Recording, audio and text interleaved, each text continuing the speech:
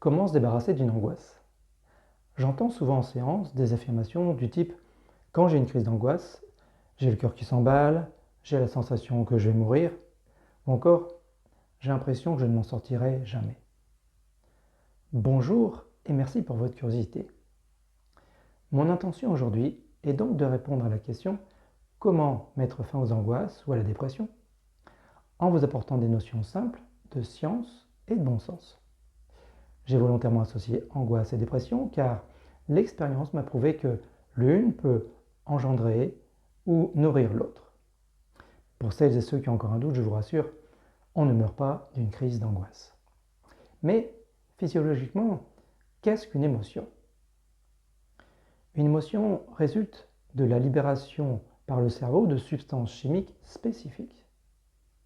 Hélas, il est consciemment impossible de contrôler la libération chimique de ces neurotransmetteurs, de ces molécules.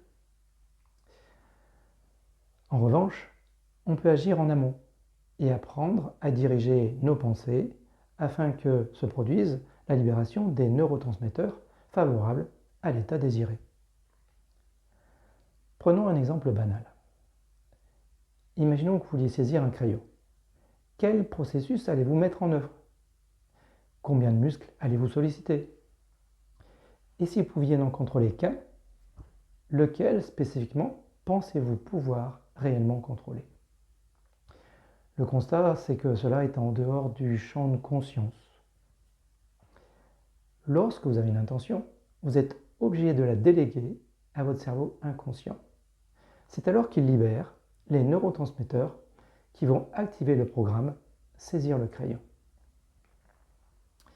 J'aime que les consultants apprennent dans l'humour et la joie, et rien de tel que l'expérience pour intégrer une information. Alors, il m'arrive parfois en séance de demander à la personne « Êtes-vous prête à vous rendre compte que vous pouvez guérir de vos angoisses? Êtes-vous assez prête pour en vivre la démonstration ?» Si la réponse est oui, et je sais par expérience que c'est impossible, je lui demande alors « Puisque vous êtes tellement doué pour les crises d'angoisse, voudriez-vous s'il vous plaît en faire une devant moi ?» Je rajoute « Soyez sereine, j'ai l'antidote. Allez-y doucement au début, puis, une fois rassuré, allez-y de toutes vos forces. » Et au final, après un certain temps, cela finit toujours par un éclat de rire, complété par « Je suis désolé, mais je n'y arrive pas. C'est plus fort que moi. » Vouloir n'est pas pouvoir. Le secret est donc d'apprendre à parler au cerveau dans son langage afin qu'il puisse satisfaire votre intention. Lorsqu'on est parent, il arrive que l'on soit confronté à la douleur d'un enfant. Et qu'en fait-on dans l'urgence? On distrait. On distrait en disant un truc du genre « Oh, regarde !» ou « Écoute !» Mais qu'avons-nous fait? En PNL, en programmation neuro-linguistique, nous appelons ça changer de canal sensoriel. C'est ce qui se passe lors d'une intervention chirurgicale sous hypnose. Le praticien oriente l'esprit afin de réaliser une anesthésie. Maintenant que vous êtes rassuré et que vous avez des notions de biologie, comment peut-on procéder? En première intention, les crises d'angoisse. Pour sortir d'une crise d'angoisse, il y a plusieurs façons. La plus connue est la cohérence cardiaque. Concrètement, il s'agit de respirer calmement sur 5 secondes, puis expirer sur 5 secondes, et cela pendant 5 minutes. Il est difficile de réfléchir correctement quand on est dans les émotions. Souvenez-vous des examens, des interros. L'idée est donc de créer un sas de décompression. Vous pourrez trouver sur Internet de nombreuses applications qui parlent de la pratique de la cohérence cardiaque.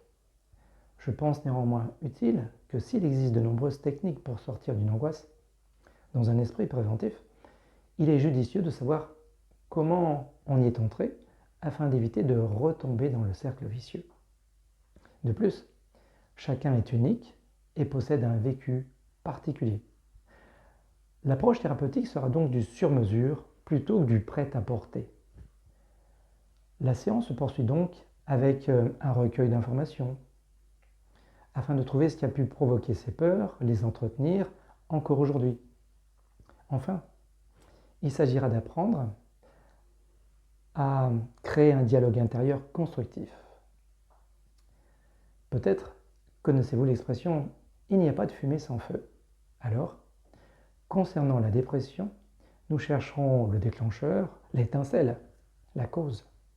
En effet, partant de l'interprétation de l'événement et le stress qui en a découlé, le cerveau inconscient a cherché la solution d'adaptation qui semblerait être la plus judicieuse compte tenu de l'instant présent. Ça a donné lieu à la dépression. Pour faire honneur au vieil adage « à quelque chose, malheur est bon », nous revisiterons donc cette situation-là de façon revalorisante afin que nous puissions regarder vers le futur de façon constructive, de relancer le mouvement et donner des perspectives où la personne se sent à nouveau actrice et dynamique.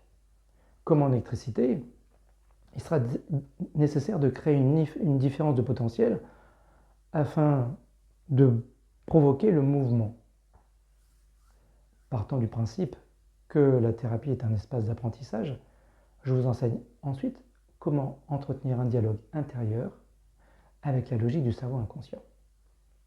Plutôt que de vous battre contre votre cerveau, je vous explique, je vous enseigne comment faire de votre cerveau un allié.